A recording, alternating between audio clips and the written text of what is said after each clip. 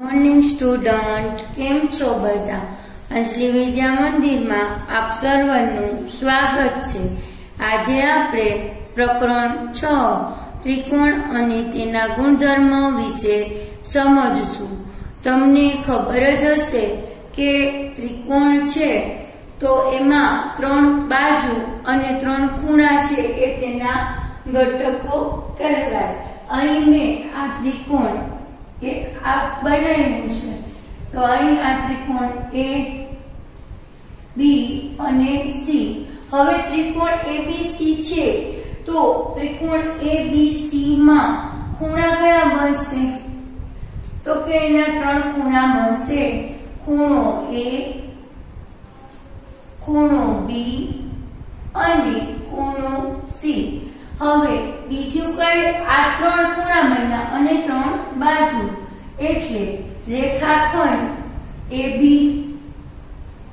રેખાખંડ BC અને રેખાખંડ CA અથવા AC તમે કોઈ પણ લખી શકો.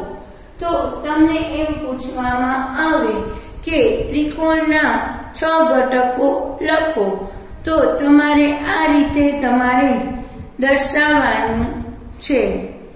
હવે તમને આપેલું છે કે પાના નંબર 113 અને 14 ઉપર તમને આપેલું છે એ જુઓ કે ત્રિકોણ PQR માં Q ની સામેની બાજુ છે. PQ માં Q ની સામેની શિરોબિંદુ સામેની બાજુ છે. હવે અહીં આ ત્રિકોણ ABC ની બંને આપણે અહીં ત્રિકોણ PQR કરી નાખીએ. હવે જુઓ અહીંયા ખૂણો PQR માં Q ની સામેની બાજુ શિરોબિંદુ છે. તો જો PQR છે એમાં આ છે અહીં આ Q ખૂણો છે, અહીંયા સામેની બાજુએ શિરોબિંદુ છે. તો આપણે લખી શકીએ કે ત્રિકોણ PQR માં Q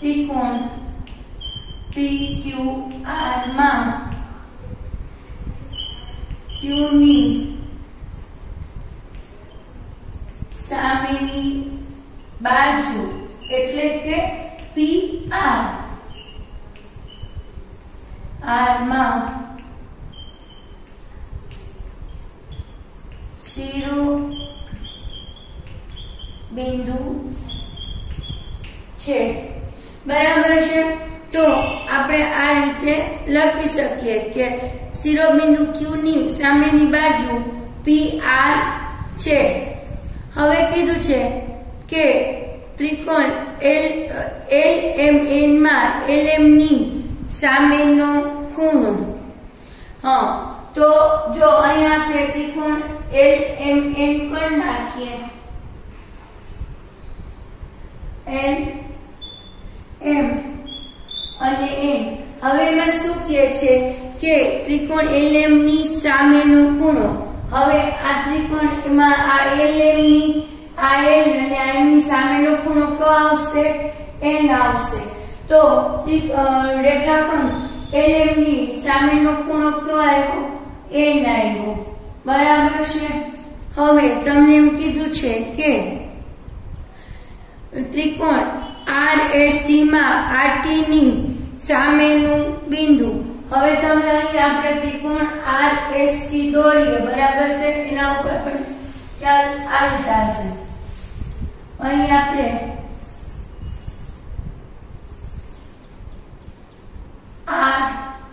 RS અને T આ રીતે 3 ખૂણા બનાવેલા છે.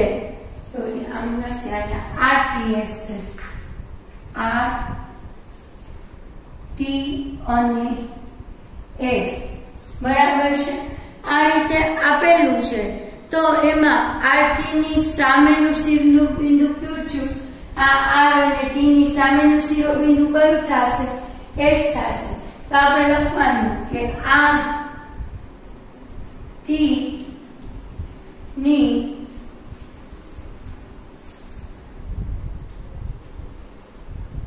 સામેનું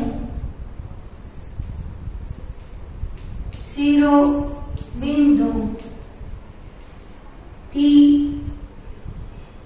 છે, બરાબર છે। હવે તમને એમ પૂછ્યું છે કે નીચેના ત્રિકોણના વર્ગીકરણ કરો બાજુઓ પ્રમાણે અને ખૂણાઓ પ્રમાણે, બરાબર છે। હવે એ લોકોએ ખૂણા બાજુ બધે આપેલું છે, તો તમને પેલું ત્રિકોણ આપેલું છે 5 સેમી, 8 સેમી અને 8 સેમી।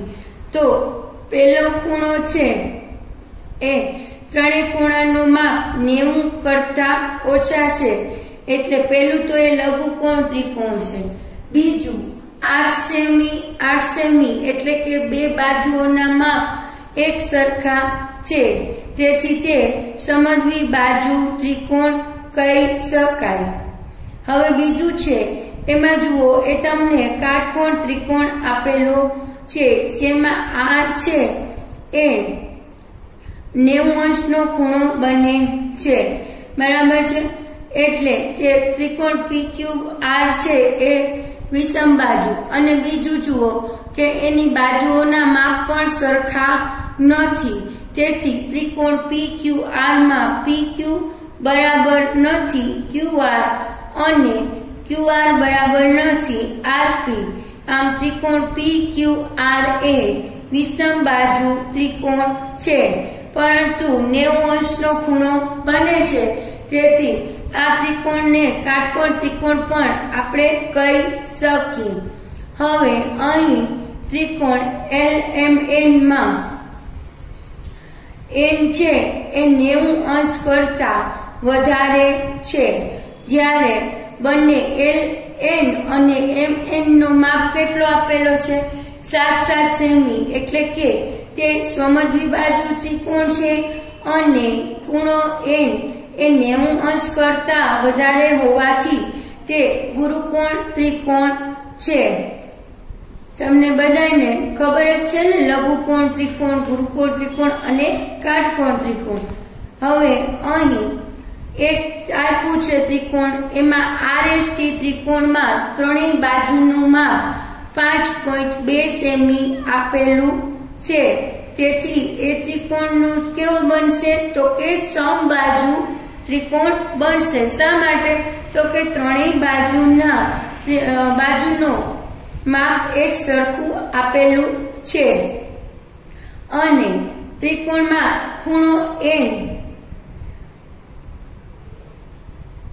ત્રણેય ખૂણા 90 અંશ કરતા નાના છે। RST માં ત્રણેય ખૂણા 90 અંશ કરતા નાના હોવાથી તે ત્રિકોણ લઘુકોણ ત્રિકોણ કહે છે। અહીં ત્રિકોણ ABC માં AB બરાબર BC બરાબર 3 સેમી છે, તેથી AB અને ABC એ સમદ્વિ બાજુ ત્રિકોણ છે, અને 90 અંશ કરતા વધારે છે ખૂણાનું માપ, તો એ ગુરુકોણ ત્રિકોણ થાય। હવે છેલ્લું છે કે ત્રિકોણ PQR, તો એમાં PQ અને QR છે એ 6 સેમી એની લંબાઈ છે, જેથી તે સમદ્વિ બાજુ ત્રિકોણ ગણાશે। જ્યારે ખૂણો Q છે એ 90 અંશનો છે, તેથી તે કેવો દેખાશે તો કે કાટકોણ ત્રિકોણ દેખાશે। હવે જુઓ આગળ, તમે પાના નંબર 114 ઉપર તમને પ્રશ્ન પૂછવામાં આવ્યા છે કે કોઈ પણ ત્રિકોણની કેટલી મધ્યગા હોઈ શકે। ત્રિકોણને 3 બાજુઓ હોય અને તેની સામે જુઓ, ત્રિકોણને 3 બાજુ હોય, શિરોબિંદુથી સામેની બાજુ, એટલે કે જો આમ આ એક મધ્યગા થાય, આ બીજી મધ્યગા થાય, અને અહીંથી આમ ત્રીજી મધ્યગા થાય, એટલે કે મધ્યબિંદુને જોડતા આવા 3 રેખાખંડ દોરી શકાય। આમ ત્રિકોણને 3 મધ્યગા હોય છે। આખી મધ્યગા ત્રિકોણની અંદરના જ ભાગમાં સમાયેલી હોય છે। હા, જુઓ આખી બધી છે એ અંદરની સાઈડ જ આવેલી હોય છે। ત્રિકોણને 3 વેધ હોય છે। કેટલા વેધ હોઈ શકે? પાના નંબર 115 ઉપર ત્રિકોણના 3 શિરોબિંદુ સામસામેની બાજુએ દોરેલા લંબ રેખાખંડને ત્રિકોણનો વેધ કહે છે. ત્રિકોણને 3 શિરોબિંદુ હોવાથી ત્રિકોણને 3 વેધ હોય છે. જો આ 3 શિરોબિંદુ છે, બરાબર છે, એટલે વેધ પણ કેટલા હોય છે? વેધ પણ 3 હોય છે. મધ્યગા પણ કેટલી હોય છે? તો કે મધ્યગા પણ 3 જ હોય છે. બરાબર છે. નીચે આપેલા ત્રિકોણો માટે A માંથી B અને C પરના વેધ દોરો. બરાબર છે. તો આપણે B અને C ઉપરના વેધ દોરવાના છે. જુઓ અહીં સ્વાધ્યાય 6.1 માં ત્રિકોણ PQR માં D એ QR નું મધ્ય બિંદુ છે.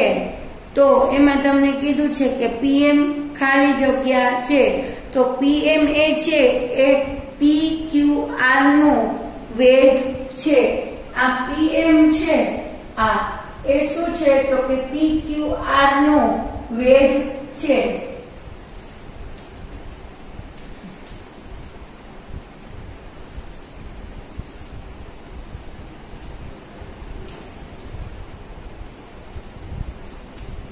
બરાબર છે. અને PD શું છે? તો કે PD એ ત્રિકોણ PQR ની મધ્યગા છે. QM બરાબર MR નથી. QM બરાબર MR નું માપ નથી. બરાબર છે. હવે આપણે છે તો કાચી આકૃતિ આપણે દોરવાની છે. બરાબર છે. પહેલા આપણે અહીં ત્રિકોણ ABC માં BE મધ્યગા છે. તો આપણે પહેલા એ દોરશું. જુઓ અહીં ત્રિકોણ મેં દોર્યું છે ABC, એમાં BE મધ્યગા છે. એટલે BE એટલે B માંથી જે આપણે આ રેખા લઈએ, અહીં BE એ મધ્યગા છે. બરાબર. હવે તમને બીજું કહ્યું છે કે ત્રિકોણ PQR માં PR એ PR ત્રિકોણનો વેધ છે. તો આપણે એ દર્શાવીએ. તો અહીં આપણે ત્રિકોણ PQR છે એ દોરશું.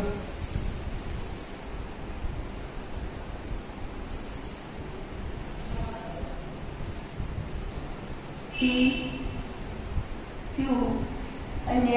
તો અહીં આ છે એ એનો વેધ છે. બરાબર છે.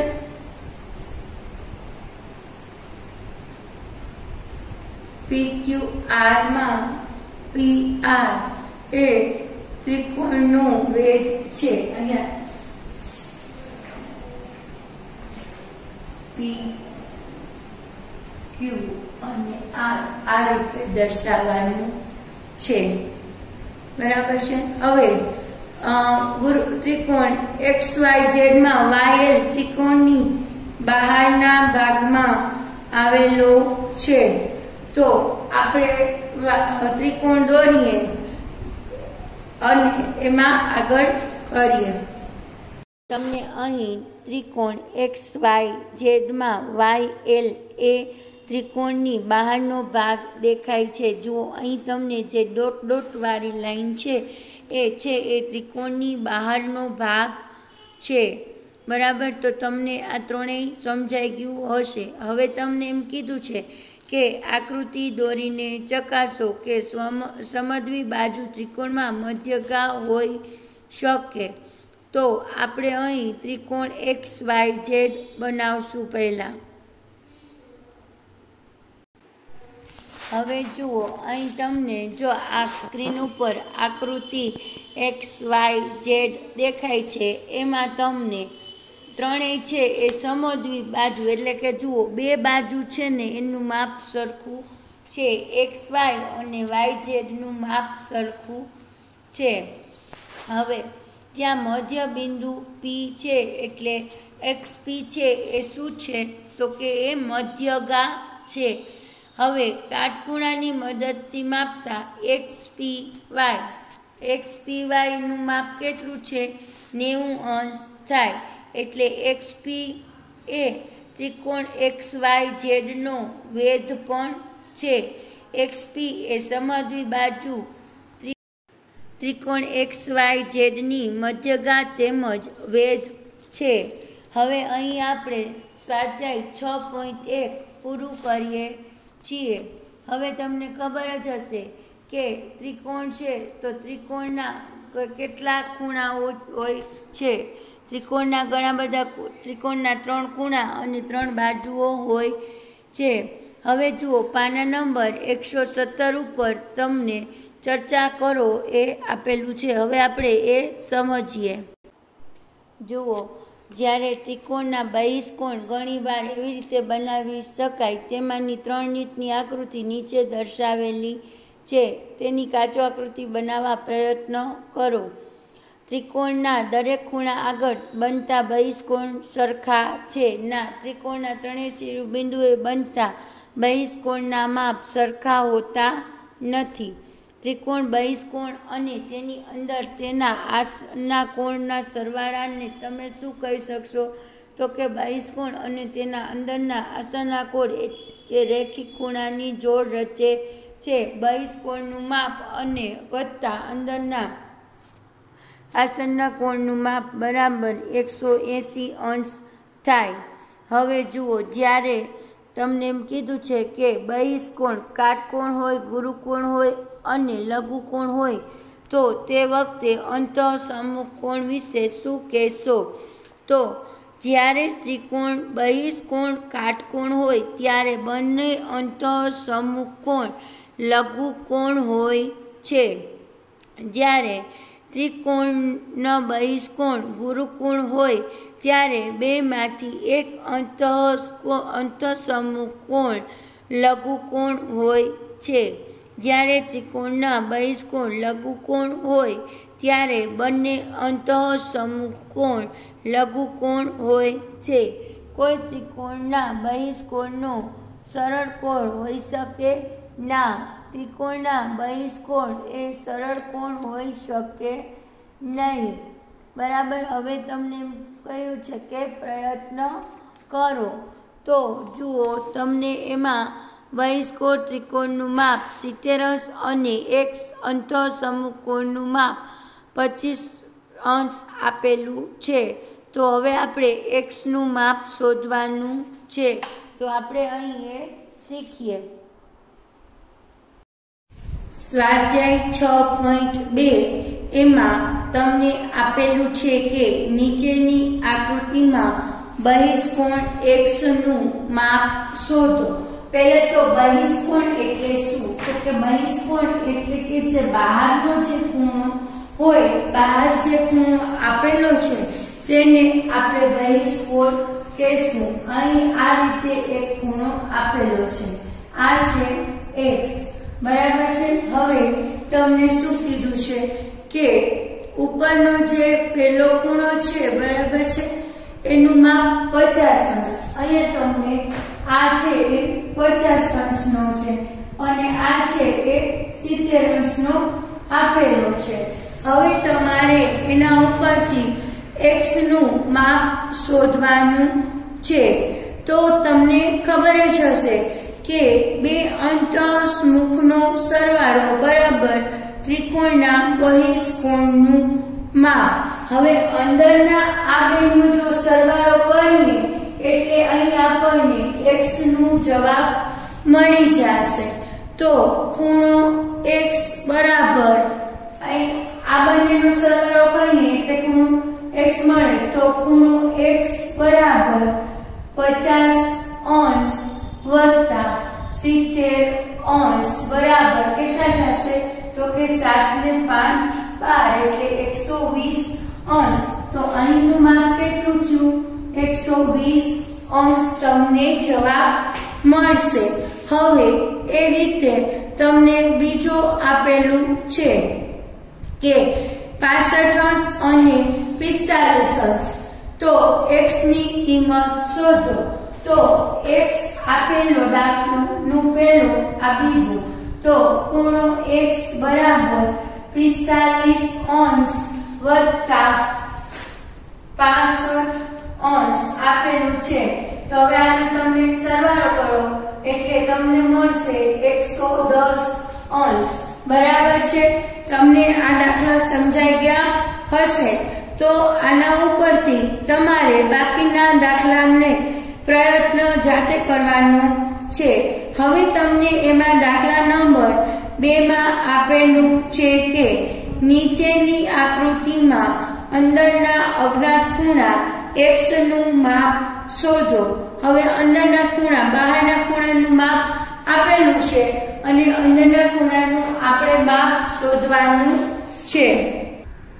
જુઓ અહીં છે ને, હવે એવું છે કે આ ખૂણો અને આ ખૂણાનો સરવાળો કરીએ ને ત્યારે આપણને આ બહારનો ખૂણાનું માપ મળે છે.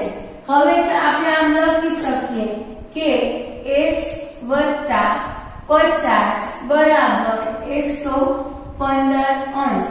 હવે અહીં x ની આપણે કિંમત શોધવાની છે. તો x એમને લેવા દઈએ અને 50 ને આપણે આ બાજુ લઈ જઈએ તો 115 અંશ ઓછા 50. તો તમે આ બાદ કરો એટલે કેટલા રહેશે? તો કે 65 અંશ. તો આનું માપ કેટલું આવ્યું? 65 અંશ. સમજાયું કે અંદરના બે ખૂણાના માપનો સરવાળો બહારના ખૂણાના માપના સરવાળા જેટલો થાય છે. હવે આવો તમને બીજો દાખલો છે એ તમે જાતે પ્રયત્ન, બીજા દાખલા છે એ તમે જાતે પ્રયત્ન કરજો. તે ખૂબ જ સરળ છે. જો એમાં બીજામાં તમને માપ આપેલું છે, આ રીતનું એક ત્રિકોણ દોરેલું છે. બરાબર છે? તો અહીં તમને માપ આપેલું છે. કેટલું માપ આપેલું છે? તો કે તમને આપ્યું છે 70. જો અહીં x શોધવાનું છે. આ તમને 100 અંશ આપેલું છે, અહીં તમને 70 આપેલું છે.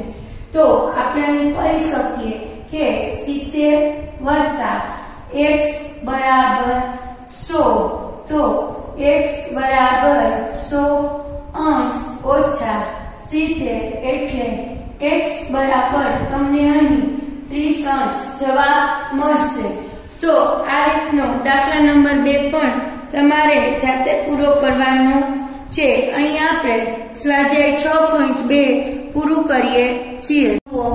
સ્વાધ્યાય 6.3 નો દાખલા નંબર 1 માં આકૃતિમાં x માં અજ્ઞાત નું મૂલ્ય શોધો. તમને ખબર જ છે કે ત્રિકોણની ત્રણેય બાજુનો સરવાળો કેટલો થવો જોઈએ? 180. તો ખૂણો x વત્તા 50 અંશ વત્તા 60 અંશ બરાબર છે. તો બરાબર કેટલા થવા જોઈએ? 180 અંશ. તો x એમને રાખીએ વત્તા 110 અંશ બરાબર 180 અંશ. x બરાબર 180 અંશ ઓછા 110 અંશ એટલે x બરાબર કેટલા આવશે? તો કે 70 અંશ આવશે.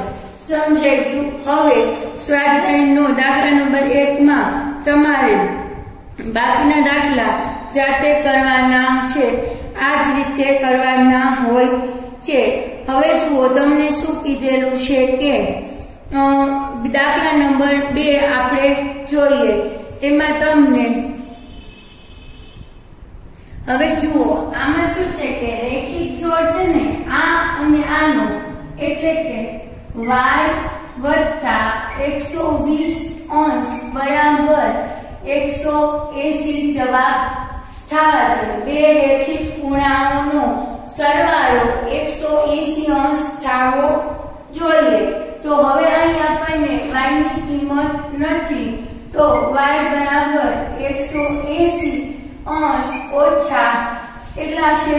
120 અંશ. તો તમે y બરાબર તમને અહીં કેટલા મળશે?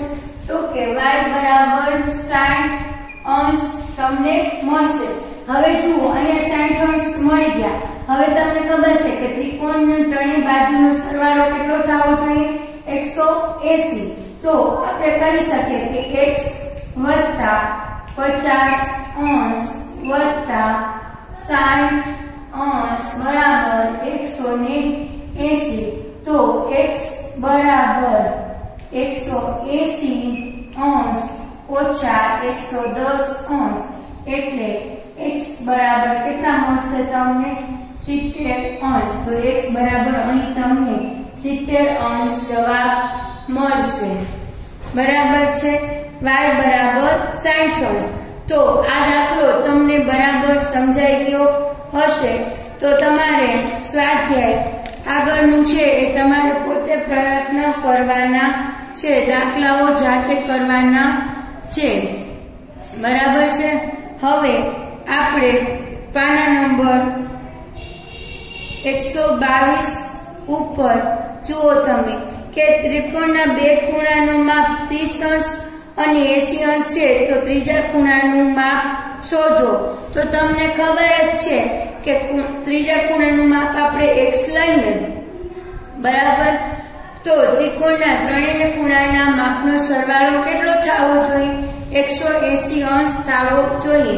અહીં 30 અંશ અને 80 અંશ આપેલા છે વત્તા x બરાબર 180 એટલે કે 110 વત્તા x બરાબર 180, x બરાબર 110, 180 ઓછા 110 એટલે 70 તમને જવાબ મળશે। હવે આપણે